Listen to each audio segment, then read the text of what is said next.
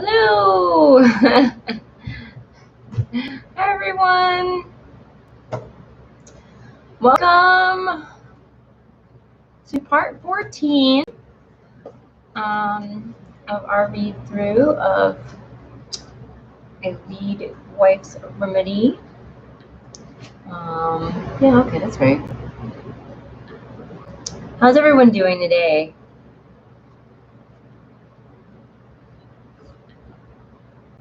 Aha! You made it, Kendra. Hi!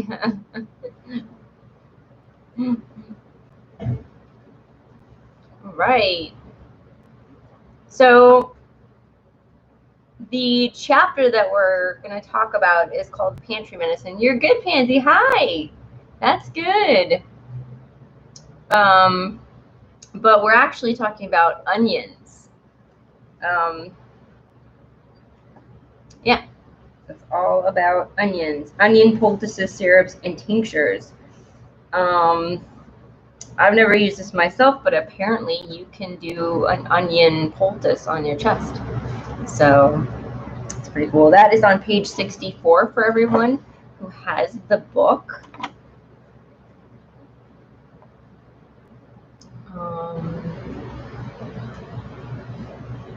Yeah. Oh, hold on one second. I forgot to post it on Facebook that we're live. Just in case. Hold on.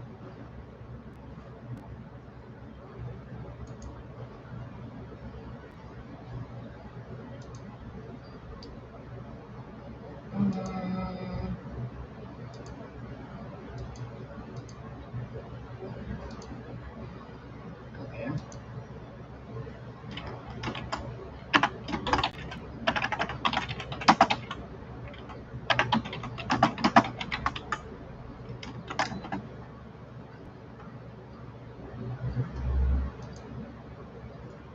All right. All right, I'm back. Used a potato poultice before. Have you? I have not. Oh, a potato. Yeah, I think I've heard that that also works as well for the respiratory condition. So, yeah, so this is alum.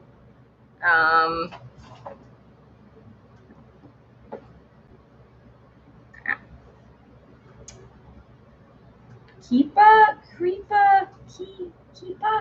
I don't know, I'm mispronouncing that, of course. Oh, sorry. That's supposed to be capital A.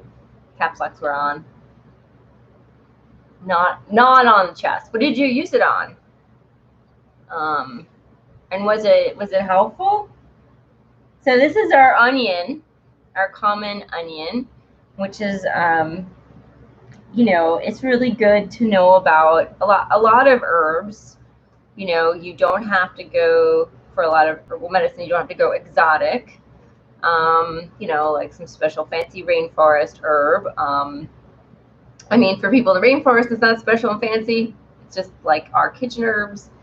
But you know, but here we have an onion. You don't have to go farther than your kitchen a lot of times, which is really good and convenient, especially during the pandemic when sometimes you go to the grocery store and there's no garlic, no onions, and or sometimes you just can't get to the grocery store. So that is, you know, just using what you have. So the common name for the onion is onion. Haha.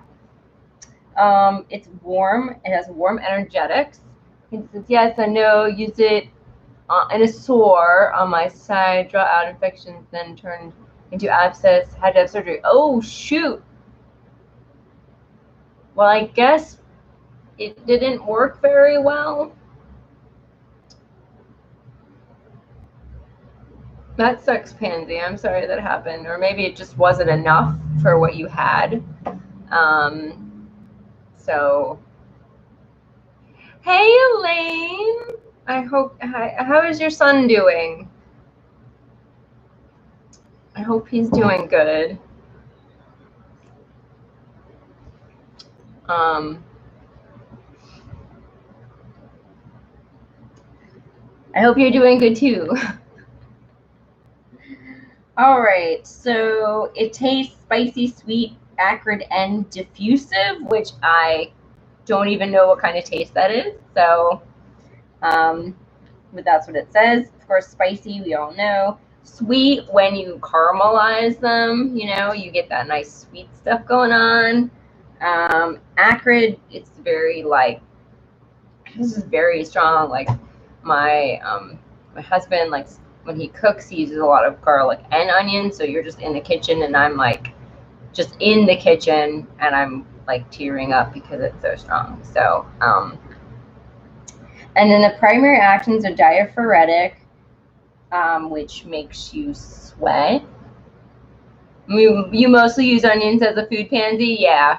I mean, me too. But this is a way that, well, she's going to talk about ways that you can use it as medicine as well. So, oh, he's fine, thank you. Just caught last week. He's been out playing on a good bike, enjoying the sun. That's why I'm like, oh, that sounds awesome. It's sunny here too, and it just got super hot.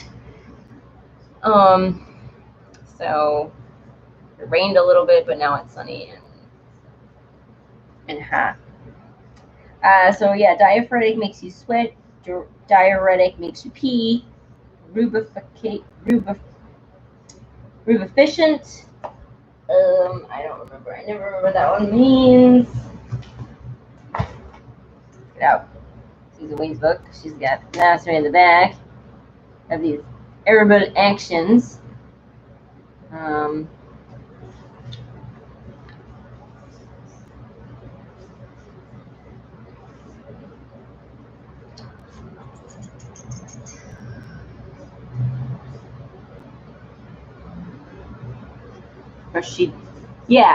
Promotes or causes reddening of the skin, usually by dilating capillaries and increasing surface circulation. Expectorant helps bring mucus up when you have a cold and you're coughing. Circulatory stimulant, just, moves the blood around, stimulates your circulatory system. Smooth muscle relaxant, so that can, help you, like when you tense up your muscles, sometimes you need to relax those babies. And I think the smooth muscles are in, I don't want to guess where they are, but let's see if Susan Wee gives some more specific information for that. No. Okay. What page are we on? We are on page 64.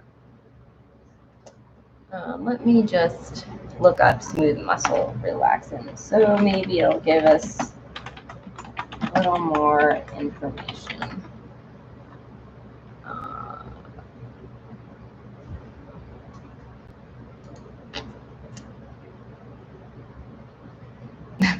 The term smooth muscle relaxant encompasses a broad spectrum of agents that relax both vascular and non-vascular smooth muscle. So whatever smooth muscle is, it relaxes.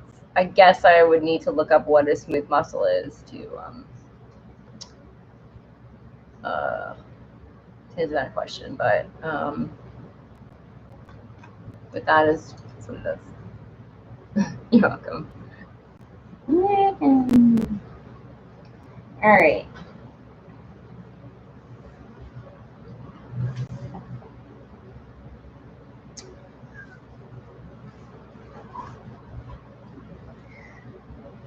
As a young girl growing up in both urban and rural areas, I was fascinated by the wild onions that grew in my family's yard and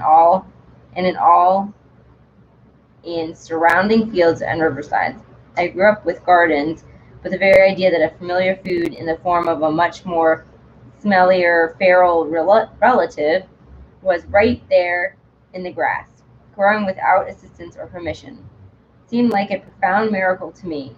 In fact, I liked them so much I gave myself a bellyache more than once by eating an excess of them during my regular foraging forays, where I would wander around the woods and fields eating bits of whatever wild plants I had been told were safe to eat, not limited to wild onions, but also crab apples, dandelion greens, gooseberries, wild strawberries, yellow dock leaves, and even some nibbles of the unpleasantly textured burdock leaves.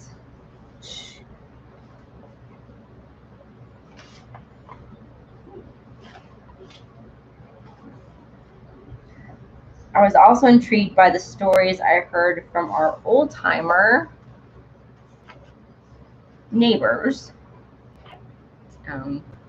about how their mothers or grandmothers had cured pneumonia or the croup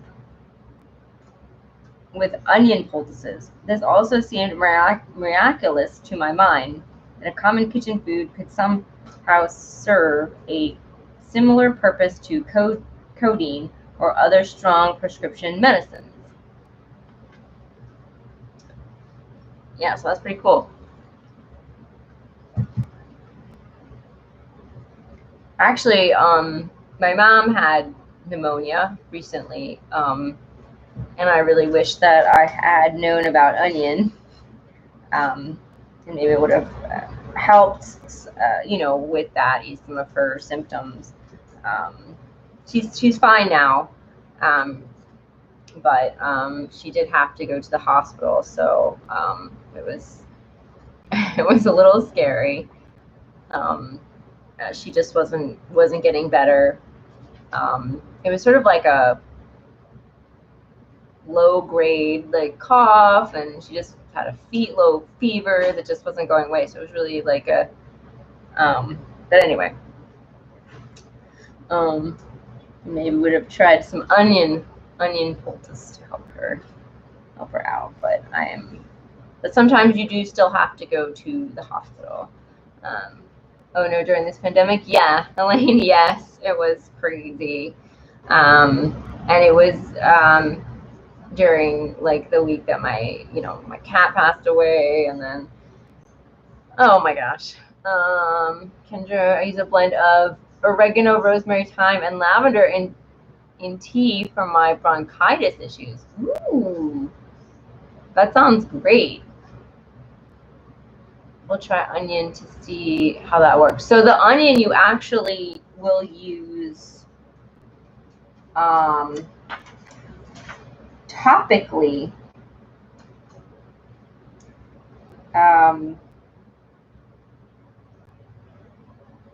Yeah.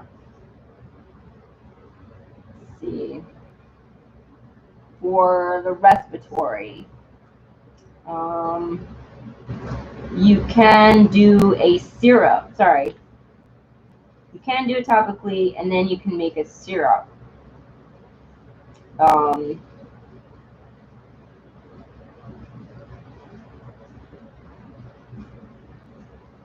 So cook. So she says, while I'm on 67. I'm sort of jumping ahead. So while I do use a cooked onion poultice for spasmodic coughing and earaches, uses obviously having little to do with any antibacterial properties, I prefer the raw onion poultices for stings, baths, and for the onion syrup.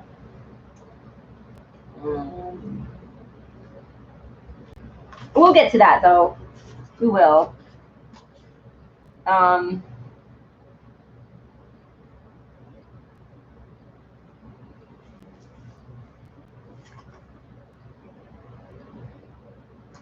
And I feel like the syrup would be, I don't know. See, what we want to know, see, when you take onion, hi Sonia, hello, welcome. Oh, hi Raven, Morning Glory, hi, welcome, hi guys, hi everyone. So when you take, that's garlic. I'm getting it mixed up with garlic. Oh my gosh. Okay, let's just read this in order. And I read it earlier, but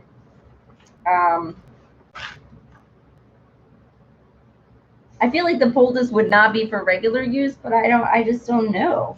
Okay, So we're on page. So we're talking about onions for everyone who just joined us. So Sonia probably won't be able to keep up. I'm getting a lot of buffering. That's fine. So glad you're here. I can do that topically. I will not put onion in my tea. Well, you can put, Gypsy, you can put, I'm sorry, Kendra, you can put the onion honey in your tea. She makes a syrup, but you could probably do a honey or a syrup. But I'm not sure how that would taste, though. It might taste really, really funny. So, yeah, I see. I think you're bouncing back and forth, Sonia. So, yeah, in and out, because the people count goes back and forth. All right. Well, we'll just continue. So, we're on page 65. I usually I stick to talking about local plants or common weeds, but onion is such a ubiquitous pantry item, an easily garden grown plant, that I figured it qualifies just fine. Just keep in mind that in general, the stronger the taste and smell of the onion, the stronger the medicine. The milder it is, the weaker it is. However, the mild varieties can actually be desirable in small children or those with some sensitive to the volatile oils or other complaints that compromise the onion. The poultice would probably be better. Yeah. Oh, thank you. Yes. Hit the thumbs up.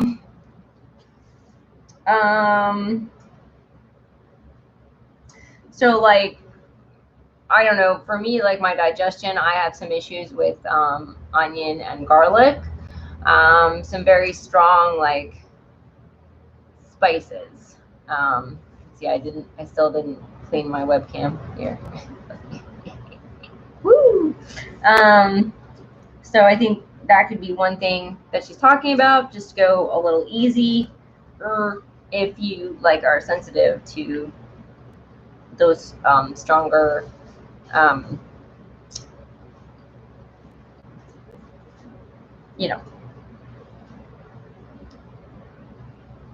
foods, vegetables. Garlic can be garlic, onions, ginger.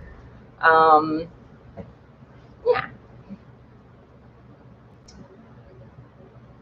Strangely enough, some of those well-known home remedies, like onion poultices, get more flack and criticism than more fancy herbal treatments like standardized echinacea extracts.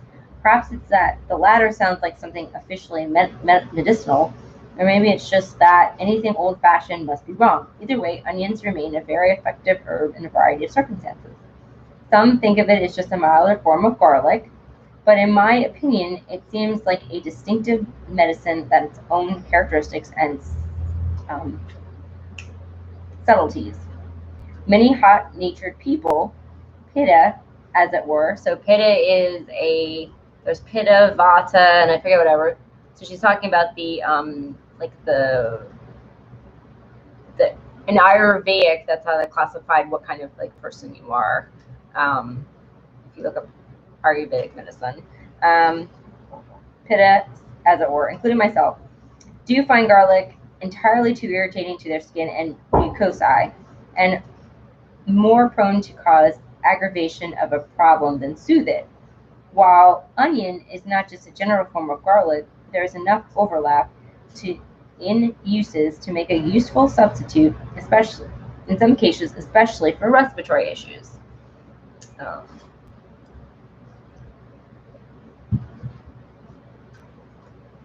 Onion is specific to damp, cold conditions, but also works well when there's spasmodic coughing and copious phlegm, even when there is also some heat signs. Use onion poultices with roasted or sautéed onions for spasmodic coughing, an insistent hacking cough, and/or lower respiratory congestion with difficult breathing. There have been times when, even after large doses of other relaxants or even cough-suppressing herbs, the cough has continued on unabated.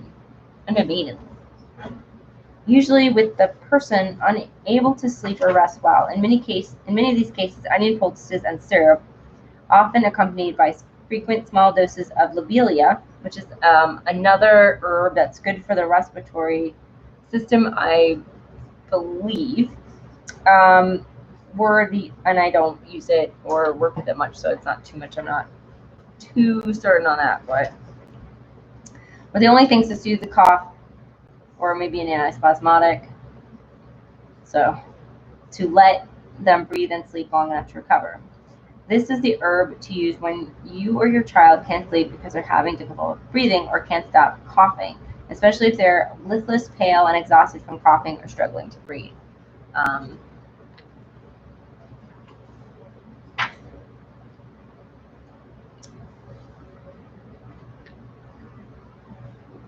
Onion poultices are one of those nearly foolproof, widely applicable remedies that everyone should know. I have many times showed up on a house call and no doubt initially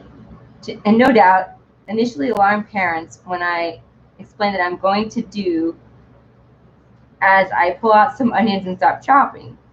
But they often catch on and start using this simple medicine of their own volition.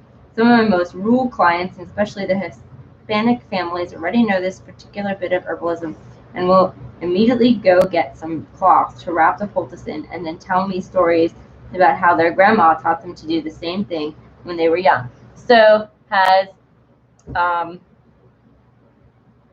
anybody done this? Does anybody, I did ask a little earlier, but we have some more people. So has anyone used an onion poultice or heard their grandma talk about an onion poultice?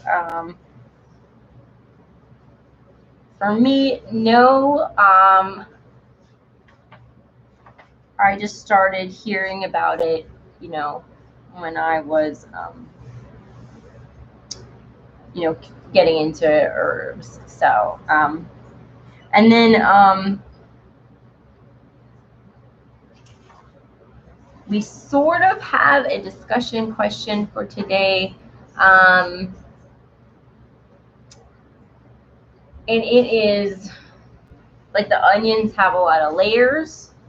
So, I was thinking about, and then during my interview with Deanna Rose, we were talking how herbalism has a lot of layers. So I guess the question is like, what are those layers of herbalism, or the parts of herbalism, or what are the layers of like healing, like the parts like that maybe can contribute to being healed from either an acute ailment, which is something that like, oh, I'm bleeding, I need to, go see a doctor, or and that the doctor would be like a part of healing, and also maybe some euro, I don't know, to help stop the bleeding, but or like more of a chronic condition like diabetes or arthritis, or just something that, what are the parts that you can bring together to help the healing. My grandma did all the kinds of poultices. Awesome. I didn't pay attention as well as I should have. Yeah, Kendra, I think. I mean, my mom did a garden when I was young, and we were like transplants from New York City, so she, didn't do this when she was younger, but she still grew corn and all kinds of other stuff, and now it would have been like, psyched to help her, but I was young, so I was like, I'm gonna go read. So that's cool. That's cool. What do you remember? What other poultices she did, Kendra, your grandma?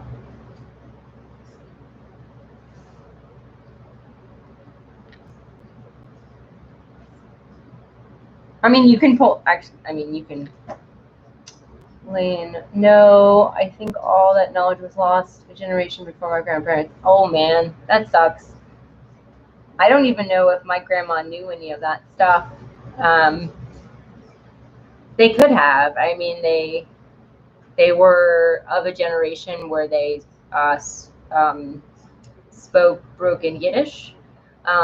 So their their parents came over on the boat, basically. So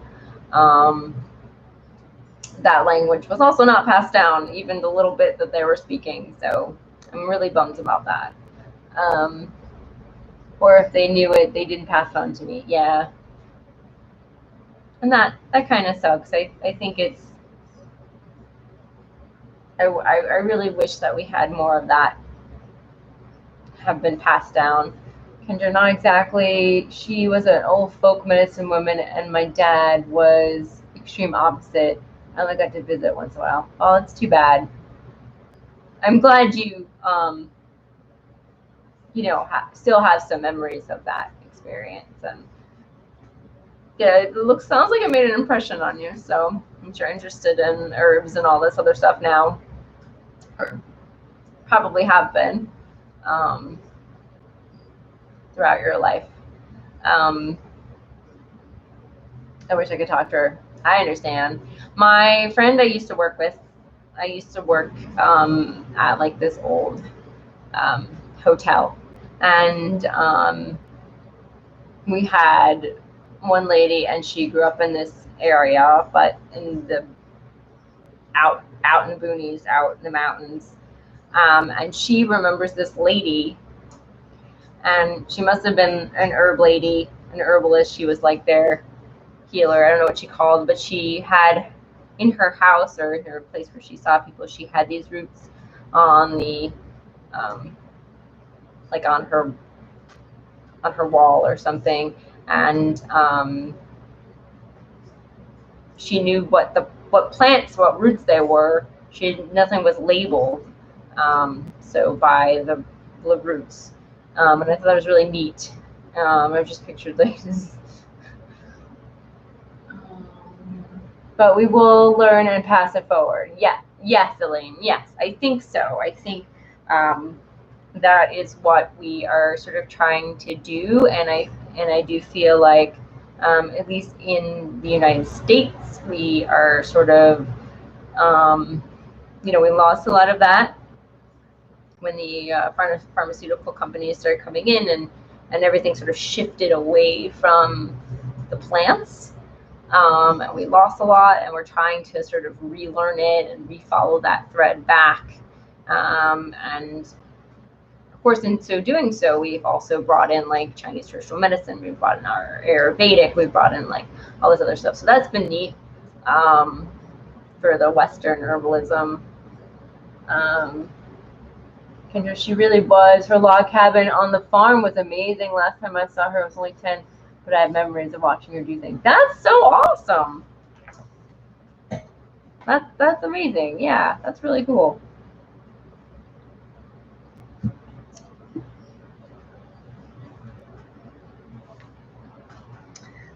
I'm going to continue. We're on page 66. I've got my phone light if anyone wonders what that is. Because I got glasses, but they work sort of.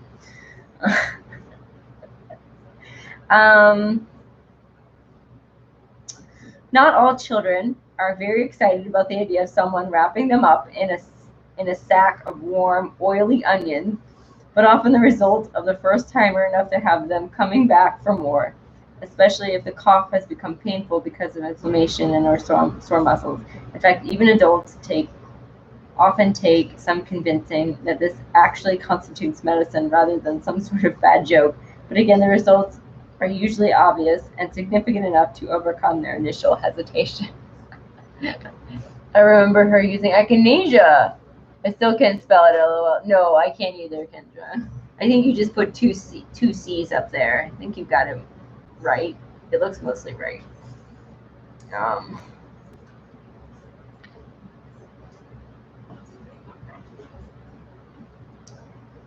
Onion is a stimulant, expectorant, and diuretic. A syrup of onion prepared by drawing the juice with sugar is a very effective expectorant cough medicine for infants, young children, and old persons. If given in moderate quantities, is very soothing. If too freely administered, it may cause nausea and disordered digestion.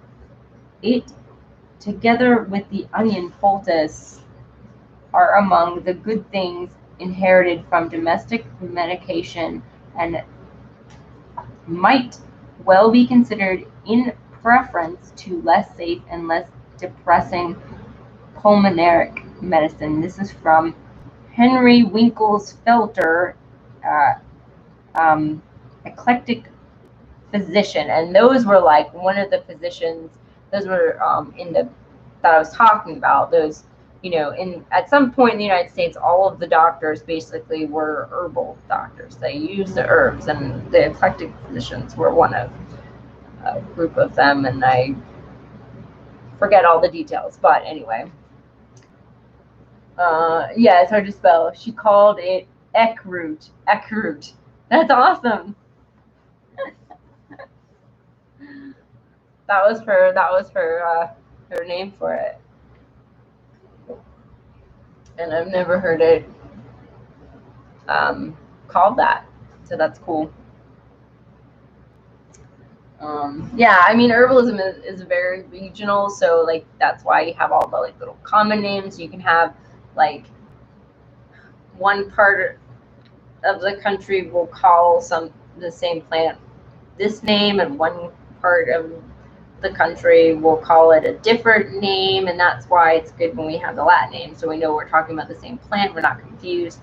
But even like each region, like one part of your state or your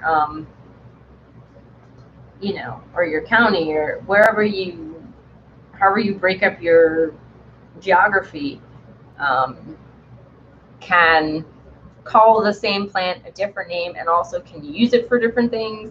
So, Andy, considering onions make us cry, you can expect it to loosen other mucous membranes, right? It makes really much sense because you're just all, you know, you're getting all snotty and everything else. Yeah, right. It's just, in this case, it's very like logical, and yeah,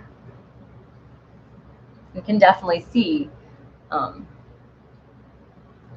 how, I mean, it just, yeah, I mean, you're chopping up onions and you're crying.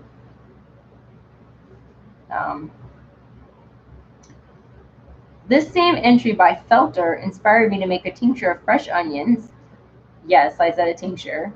For use in chronic urinary tract infections. Despite the dubious taste, it can work quite well with UTIs when there are signs of dampness and coldness, usually not in acute, quick onset infections, but in long-term or reoccurring infections accompanied by achiness, mucousy discharge, and lethargy.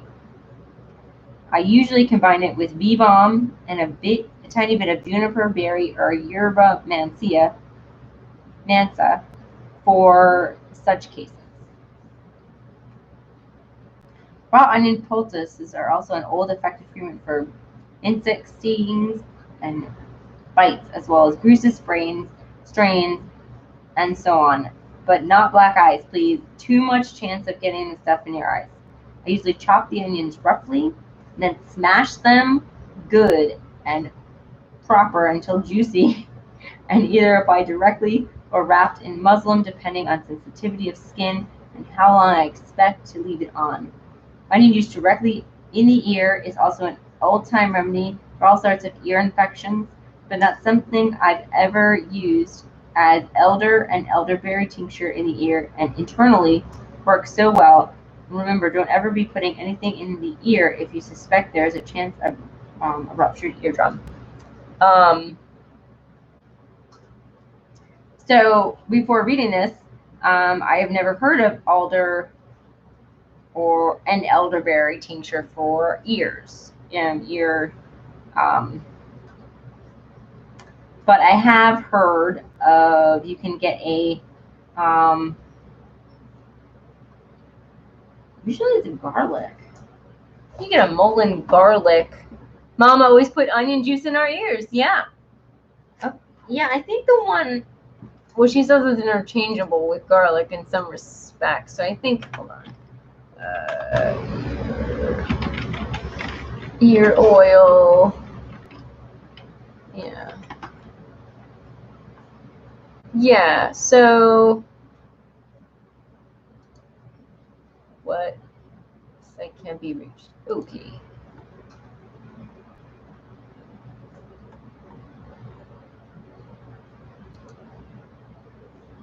Hold on, I'm checking.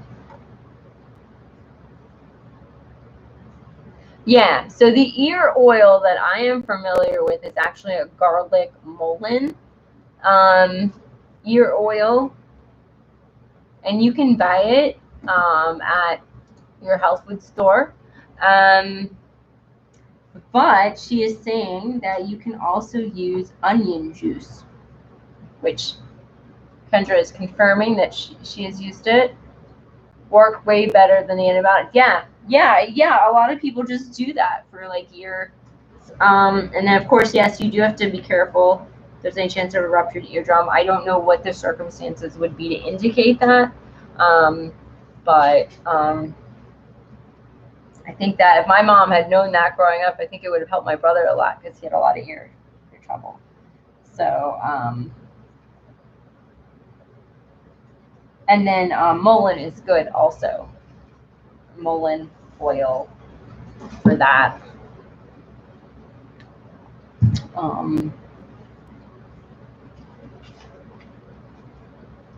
So onions seem to have similar benefits to, and here's the part on 67 that I've written before. Onions seem to have similar benefits for the cardiovascular system as the close native garlic. There's a traditional basis for this as well as modern medical research backing it up. However, I've not worked with onions specifically for this, although I certainly have used with garlic and can't report anything from personal experiences. So yes, when you take, yeah, I love mullein too, Kendra. So with garlic, garlic is good for the cardiovascular system as well as for your respiratory system, but it matters how you take it. So you can go to like a health food store and get garlic in a capsule, and that would be good for your cardiovascular system, but it's not going to help your respiratory system. The reason that garlic is so helpful is because it stays here in this area, and that's why you get that breath, you know. So, and it does its thing. So you're going to do like a garlic honey, or syrup or something. And I mean, I guess you could make a tincture. I've never made a garlic tincture, but usually I made a garlic honey, and or you can just eat it raw, chop it up, leave it on the cutting board for like 10. I did like 30 minutes, but I can't remember how long you need to leave it, and then because it has a chemical reaction that has to happen, and then you can just eat it. Anyway, that's my garlic aside. Raw versus cooked. Research indicates that the phenolic compounds in onion, and that's phenolic. Oh my gosh, pH.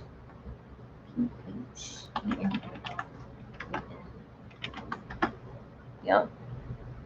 Compounds in onion responsible for at least part of the antimicrobial properties of the plant are destroyed by heat. So while I do use cooked onion poultice for spasmodic coughing and earaches,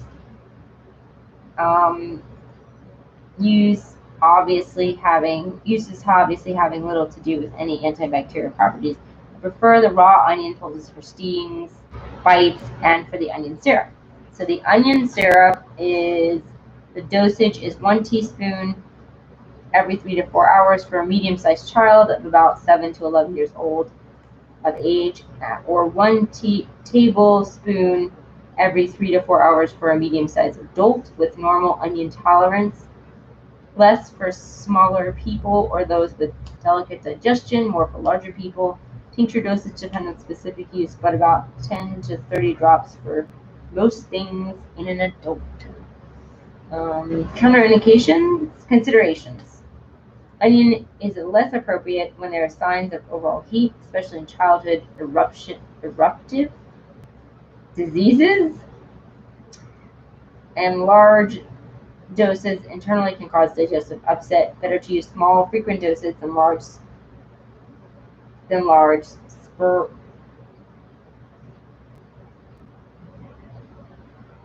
sporadic doses, both for level of effectiveness and for one's belly.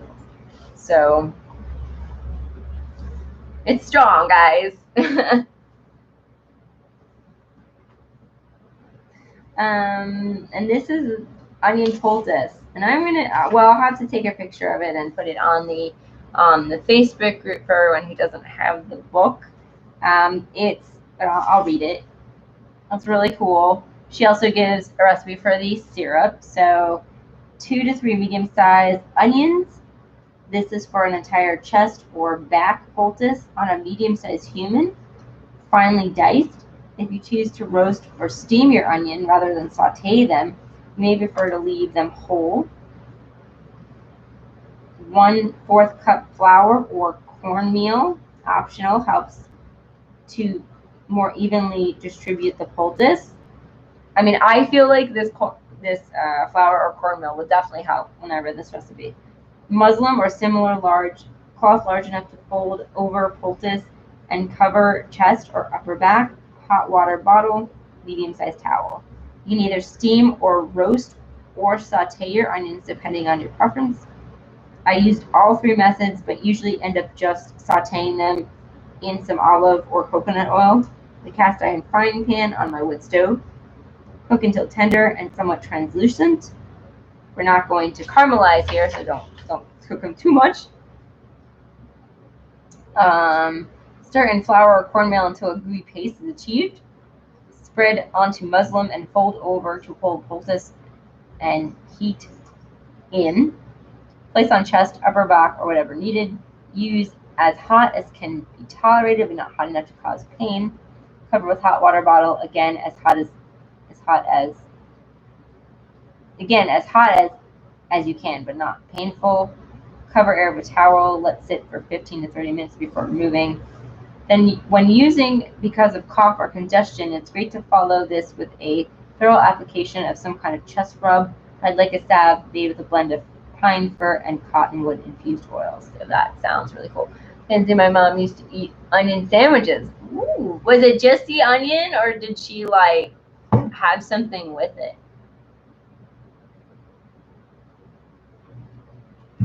My digestion is too sensitive to like eat a bunch. So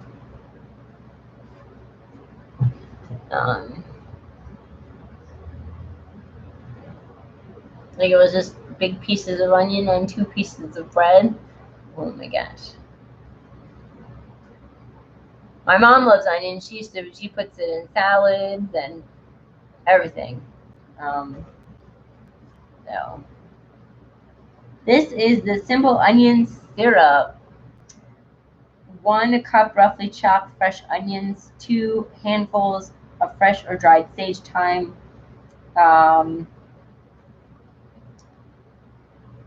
or white fir needles. That's optional. Juice of half a lemon, optional. 1 teaspoon freshly grated ginger root, optional. Enough honey to cover the herbs. I feel like the ginger and the lemon would definitely help the taste of that. So, Kendra Yum, I love onion and eat it. However, I eat Vidalia onions like apples. Yeah, I've heard some people do that. They just pop them in their mouth because they're so tiny. Yes, she would. Oh my gosh, Pansy, that's pretty crazy. So just place the onion and other herbs in a jar, cover with honey, stir to remove air bubbles, and cover. Let sit overnight. The honey will very effectively suck all the juice out of the onions. Use by this teaspoonful beginning the next morning. Some people like to eat the onion bits with the honey, and some people prefer to strain the solids out. It's up to you. So I feel like if you are going to keep this honey, like, you know, you're going to make it beforehand, and then if you're like, if you need it later, and that later is not going to be the next morning, I would say that you want to strain the onion bits out just so you don't have any chance of mold. I mean, with honey, nothing, mold can't grow. Honey essentially never goes bad, but you don't want to risk it because, and so yeah. I mean, you can keep it in there for like a few days just to make sure it gets a nice infusion. That's what I did with my garlic. And again, like, the more, well, she's got a cup of onions, but the more onions the stronger it is would be if you had more onions and less honey, and if you want a little weaker, you have more honey and less onions. So that's it. That's our onion chapter.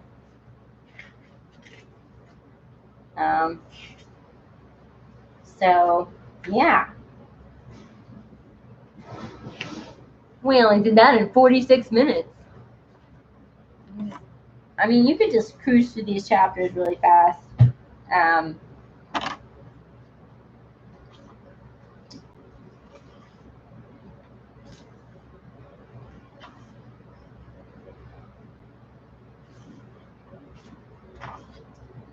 And then muslin is really easy to find.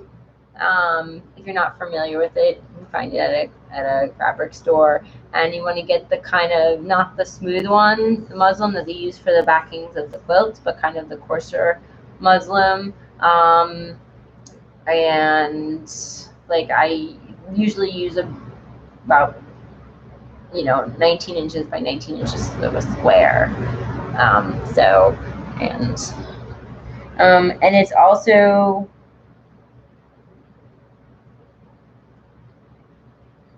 I mean, the straining out would be a little, you could use a fine mesh strainer for this because of the honey. That'll probably work better than the muslin to strain out your onion. But when you use the poultice, you want to do the muslin. So, interesting stuff. I'm going to try the poultice when my brain kind of shows up. Yeah, see if it helps. The coughing, spasmodic coughing. I'm not sure what your symptoms are, but if anything here sounded like, would help your symptoms, would give it a try, definitely.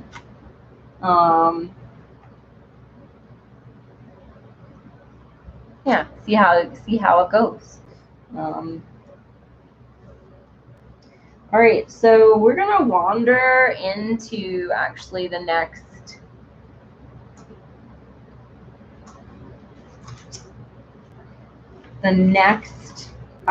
section a tiny bit, unless everyone is ready to. Oh yeah, spasmodic coughing for sure. Okay, cool.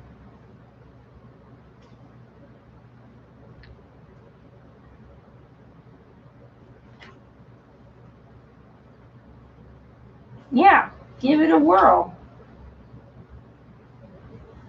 It's got all these actions, so diaphoretic. Now it is a little bit of an expectorant, but I don't know if it does the expectorant thing if you're not eating it. So, Lane, that's a great home remedy to have. So useful. Yes, it is. It is. Also, it's good to have garlic, honey as well. And I also have a ginger honey that I keep on hand. So, and honey is a great way to preserve stuff, and also, like, it's nice and sweet, so like kids might like it.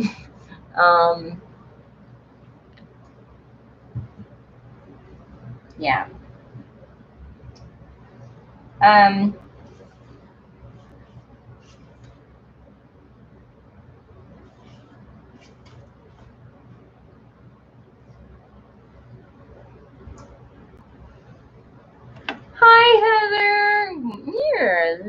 right.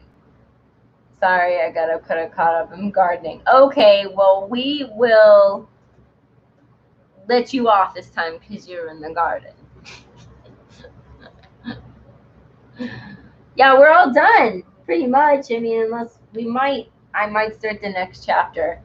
Yeah, I think I'm gonna make it ginger honey soon. Yeah, definitely. We're all done with the onions, so you'll have to rewind it. Like when we're reading this book, we could just like go through. I'm sweaty and covered in compost. That sounds you sexy talker, you. Woo! You love onions. Have you, Heather? Have you ever done an onion poultice or made an onion syrup?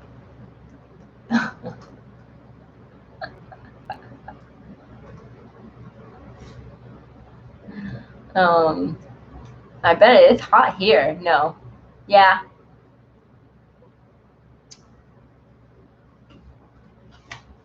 I think most of us have been familiar with it, but haven't done it. So I think unless you're dealing with those respiratory issues, you might not be have done the poultice. Mine's more of digestion. So, all right.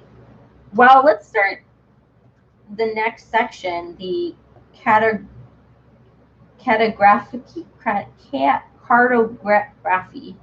of my heart, from deep south swampland to New Mexico's canyon country. Ginger honey does sound yum. It is amazing. Oh my gosh, amazing. This is on page 70.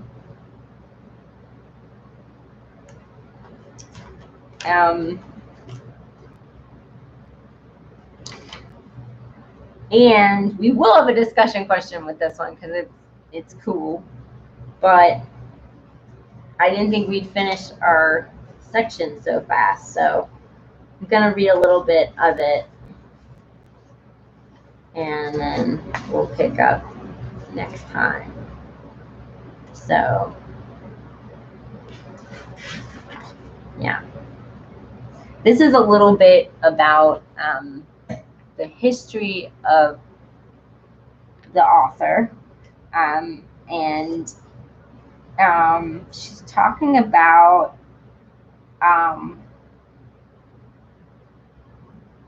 her finding her home.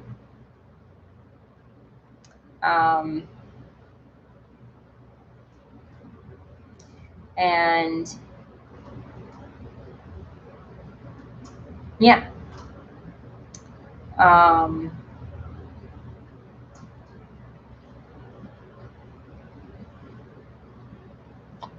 Yeah. I was born in the deep south, like how she it's been an interesting week, I just say. Oh, your husband went back to work, Pansy. Wow.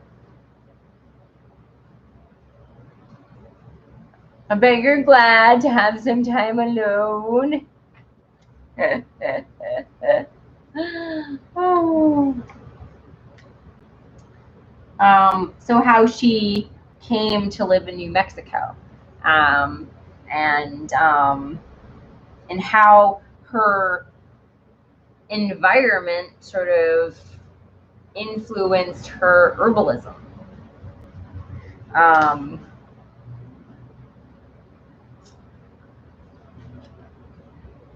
Yeah, so that's really cool.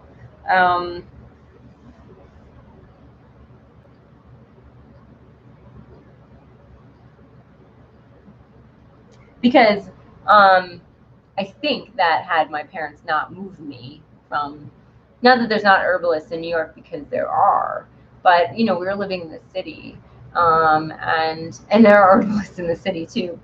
But I feel like if I hadn't been kind of moved out and been like really, we had 3.5 acres in this like little valley, and I think if I hadn't done that, hadn't been there, just sort of surrounded by all of the native plants, even if I didn't know what they were, I don't think that maybe I still would have gone on this herbal path, but I feel like it definitely influenced that, you know, and then also like it could sort of, but anyway, yeah. So what is everyone's thoughts about where you live and how that you know, can affect or maybe not affect how your approach to herbalism, how you see the plants, and Kendra, that sounds interesting because I move around a lot. I would love to learn local stuff. Heading to Minnesota soon, so I am doing research. Yeah, so since you're in, yeah, I know that you're right now in a very different place than you're going to be in Minnesota. So there are going to be a lot of different plants that are do better in the colder environment, in the maybe the damper environments, and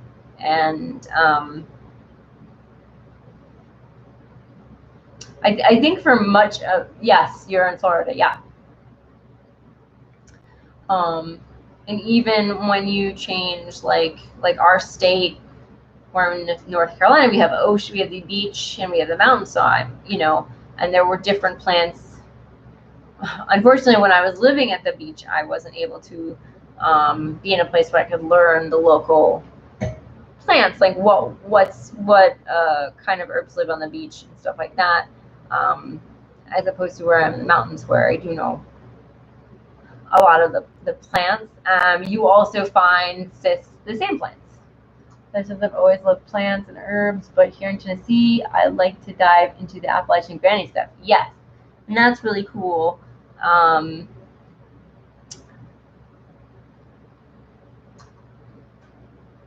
My friend and I were like, where are the grannies? Where are the herb grannies? And so I'm hoping that one day we will be able to. I told him I hope all the herb grannies were like, you know, doing their little isolation way, so they didn't get the virus.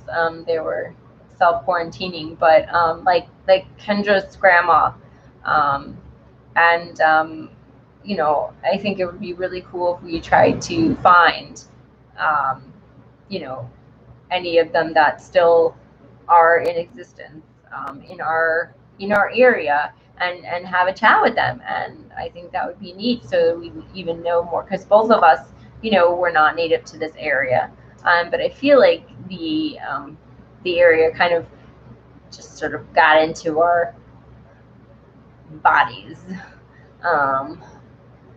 That is awesome stuff, Heather, and I did when I lived in Western North Carolina. The grannies know how to be safe. Yes, definitely. Pansy says, I miss living in North Carolina.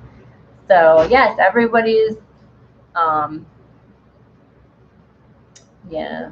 Pansy, maybe at some point you'll be able to come back. But I know it's super cold, and you're not so happy with the weather where you are.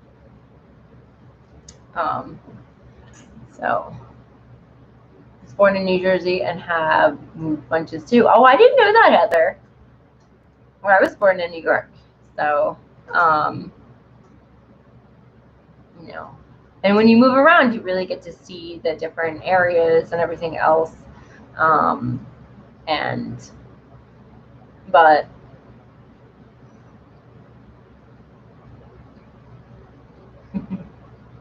all right, so this is on page 70. I was born in the deep south, the child, grandchild, and great-grandchild of an untold number of generations of rural hill folk living in the mountains and swamps of southern Appalachia for the last 500 years. True to the customs of our region, I grew up sipping sweet tea on rickety porches, chasing fireflies at dusk, and gathering wild greens by the nearest creek. Although my family moved around the southeast and the mid-south with alarming frequency, we were still hill folk wherever we went, cornbread or biscuits at every meal, and precise yet antiquated set of manners that were never deviated from. When I left home in my teens, I traveled all over the United States looking for a place that felt more like home than the Smoky Mountains or Florida swamps. Truth be told, I thought I had found my way back to the fertile soil of the South in due time to settle down for good, and indeed for years in Arizona, Vermont, and Pennsylvania, where I was living on a mountain in Virginia. Kendra. Oh, Heather, your dad was in the Navy. Oh, okay. My husband's father was in the Coast Guard. But they didn't move around as much. Because I guess he was on a boat moving. I don't know. Don't know why they didn't move. It must have been what he was doing. I moved everywhere after I turned 18 because Florida is not me. LOL, just came back from mom. Yeah. Florida is not me either. Too hot, too humid. Just no. Minnesota has some cool stuff going on, Kendra. Yeah. So I hope, Kendra, I hope you really dig Minnesota. I hope it's awesome. I know it might be totally, I don't know if it's totally different. I don't know if you've lived there before, but I hope you find it more you. I'm excited. Lots of plants up there. Yes, northwestern Minnesota on the. Oh wait, you're going to the reservation. Okay. I lived in Jacksonville for maybe a year-ish. I was only 5. Yes, I have lived there 27 years ago. So it's sort of like a homecoming for you. Well, I'm awesome. Awesome. Well, that's really great. I'm really glad.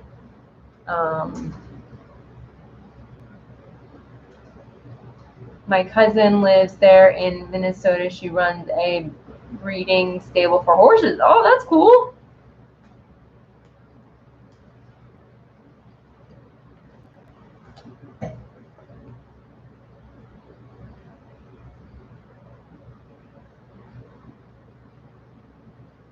We have the Eastern Band of Cherokee Nation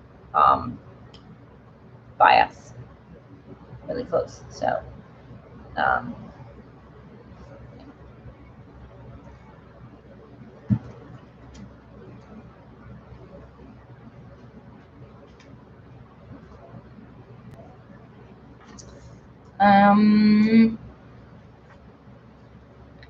right. I was living on the mountain in Virginia, watching the sunrise over the wide waters of the Shenandoah each morning. I often spent my days walking under the tulip poplars, blooming by the river, and wandering in and out of bramble patches with my 3-year-old daughter. It was beautiful, and it was the homeland of my ancestors who had tilled the soil and walked these mountains for far longer than most Americans can make sense of staying in one place. And yet it wasn't home.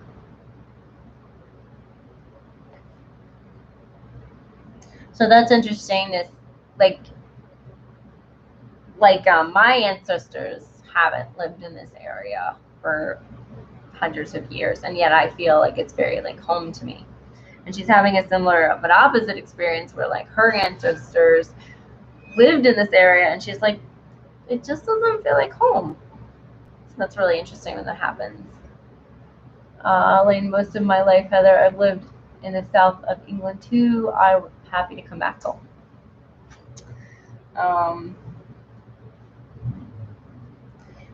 No matter how much I loved the blushing lady slippers rising from the rich mulch, or how well I knew the hollers and creeks of those ancient mountains, I found myself longing for a wilder terrain.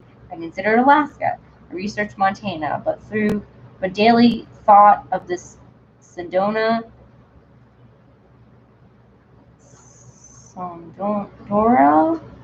Oh my God.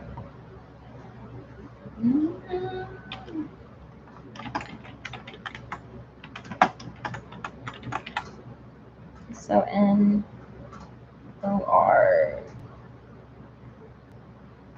Yeah, not desert. where I once lived for a few seasons. My attraction to the Southwest made little sense to me given my proclivity for murky swamps and deep forests. Logic doesn't matter though. I dreamt of red rock canyons cut through with sparkling quartz lined by ancient cottonwoods. Even while I lay beneath the fragrant mimosa trees in full bloom in the sweltering heat of a Virginia summer, my heart was always walking the long road south and west towards the wild desert and mountains of New Mexico. And my first ancestor over here was in 1693 and moved what is now Asheville. Where you are? Oh, that's awesome. Wow, that is early.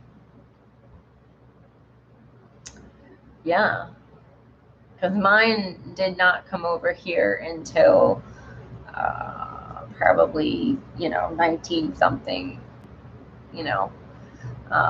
from Eastern Europe. So your family has been in this area for a long time. Lots of cousins, and my daughter lives there. Oh, your daughter lives there. Oh. Right, yes, I think you told me, and I forgot. Irish and English. We have a lot of Scotch Irish here.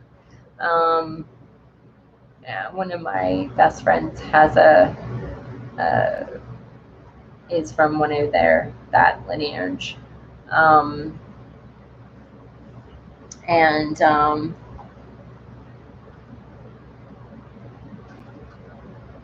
Yeah, so there have been, yeah, so some families have been here a long time.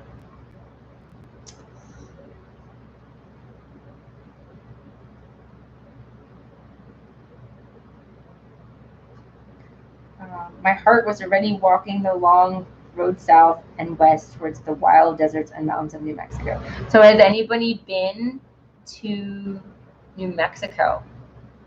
His last name is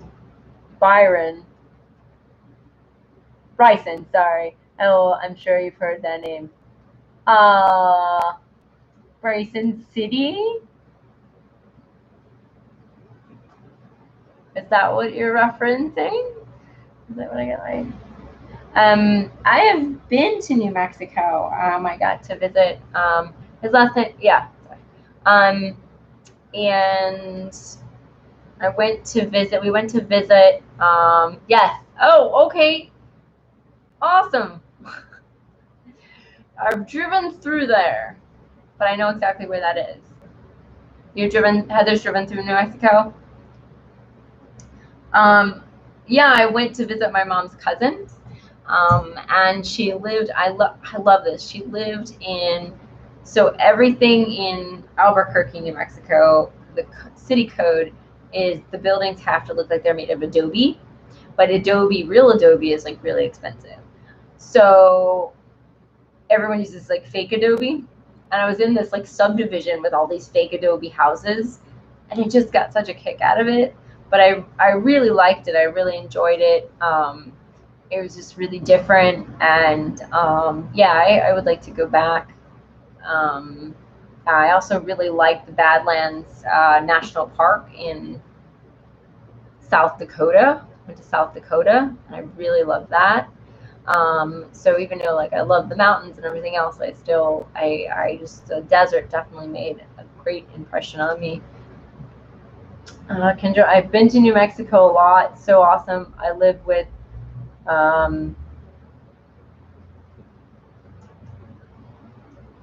visited South Santa Fe and Taos, which is like heaven. And the farthest west I've been is Wisconsin. Wow. Yeah, we got to go to take some family trips together. My parents love going on trips, and it's just really been, I think it's been really great to have that opportunity to have been able to go. I've never been to South Dakota. Let's visit. I really loved it. We hit all like a bunch of the national parks. So we went to Badlands, and it was pretty awesome. And going to the national parks is a really great way to visit too.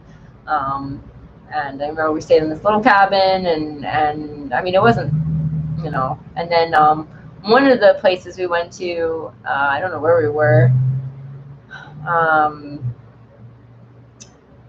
There were like, there was like a bison in the middle of the road blocking traffic. It was it was pretty great. I've never, yeah. So it's just, and then we did all this fabulous hiking and everything else, and it's just really beautiful. And then yeah, so if you get a chance, I would definitely check it out, even if it's just for like a day or so. I don't know if we went to Taos or Santa Fe. I do remember when we went on a different trip.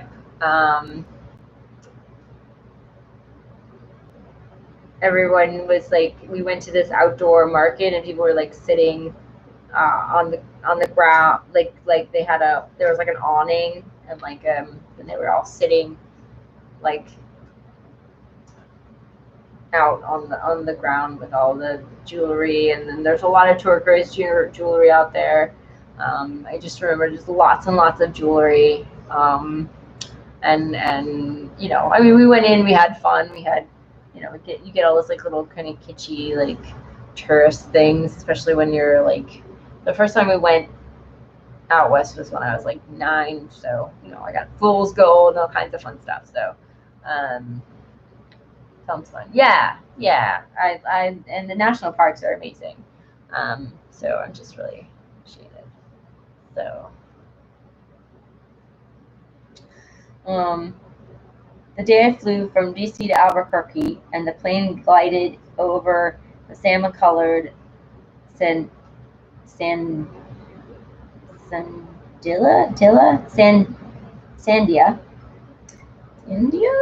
Mountains was the day I knew I'd never live in Appalachia again. Walking barefoot into the canyon for the first time on that hot August afternoon, I realized that the raw power and poetry I'd been looking for in a place was here, and that my marrow deep longing for wildness was fulfilled in the iridescent spires of this kind of cactus and hypnotic scent of, so there's just gonna write this down. This is the cactus she's talking about.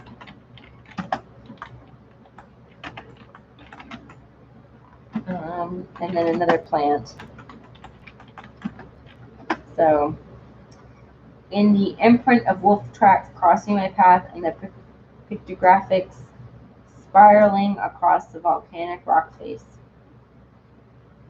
Across a web of rivers traveling from the Shenandoah to the San Francisco, I found myself finally at home here in the fire-formed cradle of this canyon. So that's awesome. So I think we're gonna stop there. Yeah. I can't, that's the other plant. I can't pronounce it. Oh. Yeah.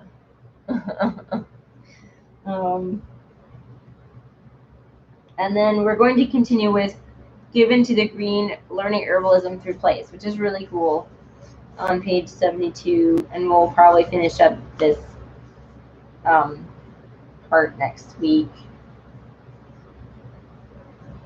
And then we get to learn about Oregon grapefruit, which I don't know anything about except the name of it. So that sounds cool. Yeah. Oh, it's a beautiful flower. Well, she did say it was a flower, which is nice. So, yeah. I guess you're familiar with it. Oh, little flowers of bright orange. Ooh, that's cool. I don't think any of these grow over here. where I am, or they do, and I'm just not familiar with it because we are a very biodiverse area. But but if they're desert plants, a lot of the desert plants won't grow here because we're really damp. So nope, they don't. Yeah, I didn't think so. Really damp. Rosemary will grow, but it needs a good sunny spot, and so we do have really grow. But oh, okay, Heather, it'll grow here. Okay. Yeah, I tried to grow yeah. I mean, some plants will only grow like in a greenhouse, or you have to take them in the winter. So, well, let me look at that plant. Oh, look what it looks like.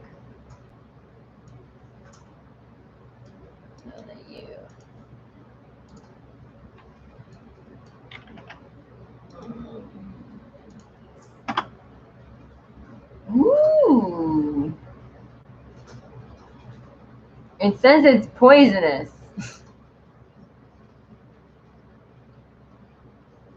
They're commonly known as thornapple or Jimson weeds, also known as devil's trumpet. Oh, wait, I'm familiar with that plant.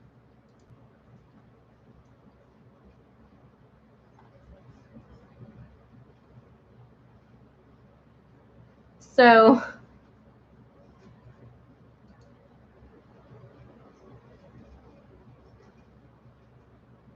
I thought it had to be a bit drier. It's an hallucinogen. Awesome. Yeah, so we went to the herb show one year, and this lady had them, and we thought they were really beautiful flowers. And she's like, this is not a plant you want to fool around with. And we were like, oh, okay. But she let us buy it, and it died. It didn't really survive, but it was really cool. So it's a night blooming poison plant, right? It's the moon card in the Herb Crafter's Tarot. Oh, okay. Well, I don't have that one. So that's awesome. All right, cool.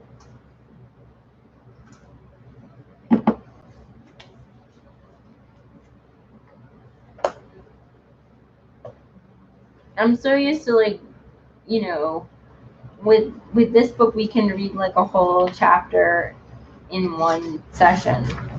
But with Susan Weed, I'm so used to not doing that, so it's always like surprising. So you can grow it from seed. Yeah, it's really pretty.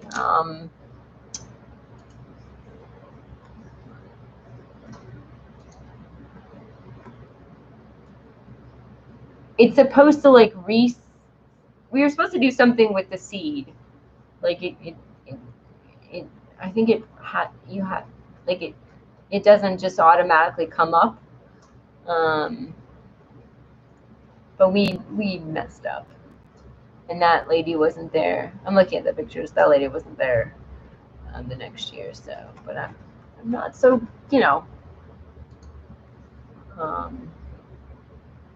my tried Heather probably won't like my wet weather. Yeah, had a bunch in California. That makes sense. It's probably a lot drier over there.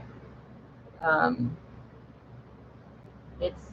think we're considered over here like a rainforest. So, I have seed but nowhere to plant it. Aww, hey Durr.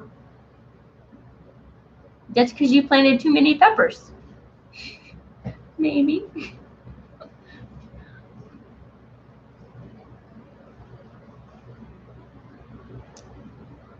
grew wild along the river. Oh, okay. I guess it wasn't too wet for it.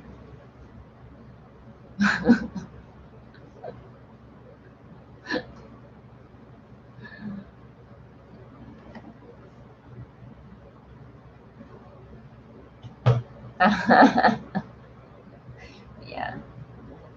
Never too many peppers. You bought 7 more? Oh my gosh. Yeah, you know you have to dry some and send some to me.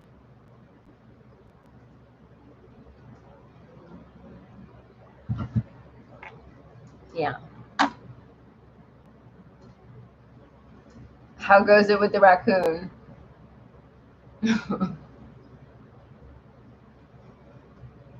Ooh, jalapenos coming into flower. Awesome. So I bought at the Green Life. Terrible. I'm sorry. Heather's battling a raccoon. So far, the raccoon is winning. So I did buy a little lemon balm and a little catnip plant at the health food store while we were getting groceries. We'll see how they do.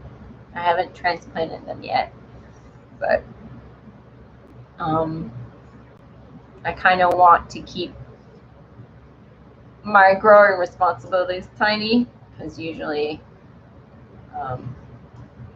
anyway, so we'll see how they do, and if I'm successful with those, well, maybe we'll have more, but I have to use more soil to transplant them up. Okay, guys, so probably it's probably time to end. You bought another fig? Oh, that's awesome. Did I tell you about my husband's like huge fig tree that was outside his work when we lived on the coast? It was humongous. It was just ginormous, and it smelled like fermenting fruit. And the birds like loved the heck out of it. They were like,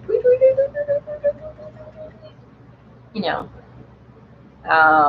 So yeah, figs are cool and very expensive to buy. So yeah, we did not harvest the figs, but funny enough, people would like just show up randomly to this place of business, get figs, and then drive away. And who knows if they were selling them or what, but I guess his boss didn't care. This was only $9. Yeah, no, that's good. No, I meant to buy in the store when, you know, the ripe stuff. Yeah. And the dried, yeah. So I think they're a little pricey. All right. So next week we'll be back. Thanks, guys, for coming, talking about onions and everything else.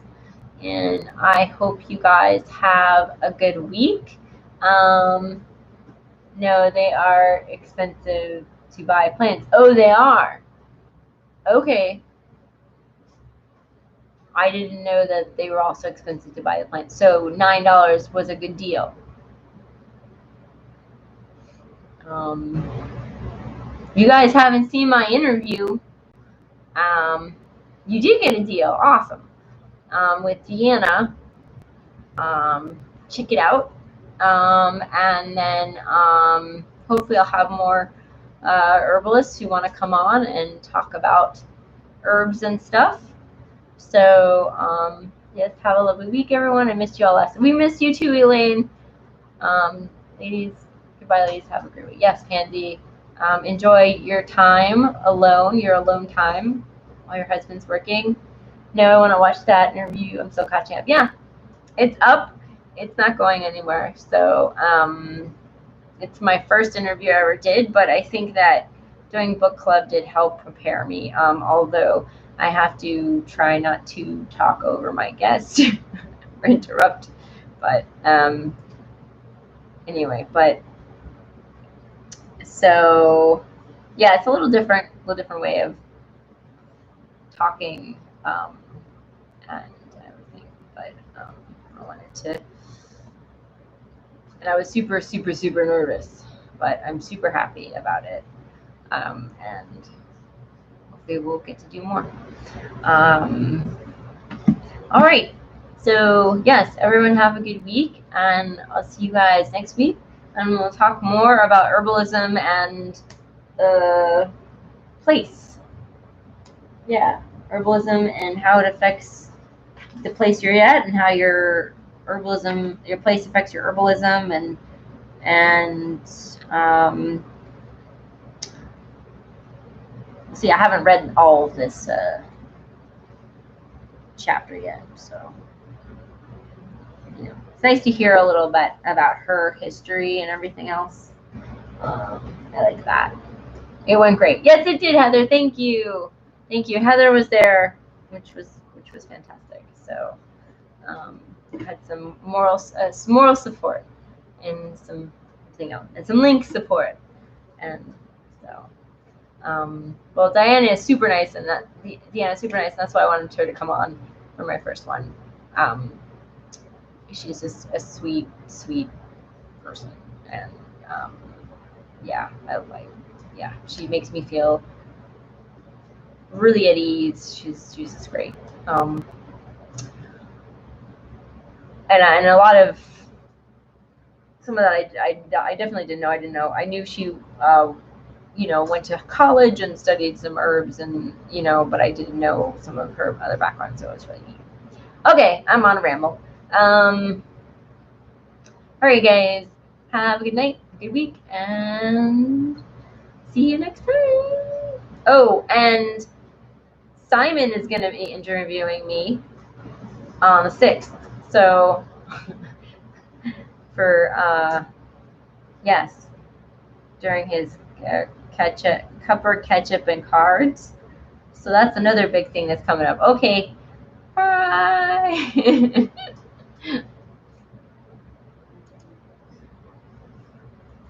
Yeah, the 6th. The Saturday. June 6th, yes. But I'm sure he'll put up stuff about it. Oh, sweet. I'll put that on my calendar. Yes. I've been wanting to do that for a while. And get up the nerve to ask. So, all right. Bye.